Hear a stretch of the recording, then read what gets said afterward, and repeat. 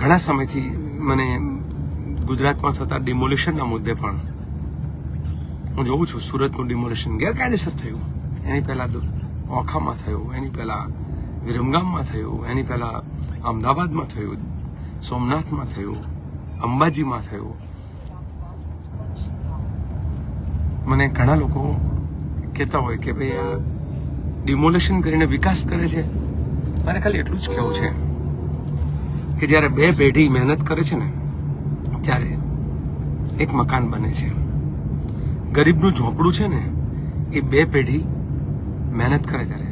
મને ખબર છે જ્યારે હું ઝૂંપડપટ્ટીમાંથી અમદાવાદમાં ચાંદખેડા વિસ્તારમાં રહેવા ગયો ને મારો પરિવાર, ત્યારે ઘર કેમ બન્યું હતું. એ મા બાપ પણ મજૂરી કરતા હતા ને અમે પણ કરતા હતા. આ ખભા છોલાઈ ગયા હતા ને ત્યારે એક મકાન બન્યું હતું. એટલે બે પેઢીના પરસેવાની કમાણીમાંથી એક મકાન બને છે. આવા એ મકાન, એમાં રહેતા બાળકો, એના ભાવિ નાના નાના ભૂલકાઓ, ચોધાર આંસુએ રડતી બહેનો, અને તમે બુલડોઝર લઈને મકાન પાડી દેજો. એક દાખલો એવો આપો ને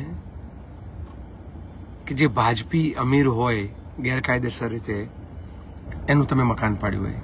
ખુદ ગુજરાતની અંદર ભારતીય જનતા પાર્ટીનું જુનાગઢનું કમલમ છે એણે દબાણ કરેલું છે કલેક્ટરમાં, ને એમાં તાકાત હોય તો એ ભાજપનું એક કમલમ એક વખત પાડીને બતાવે.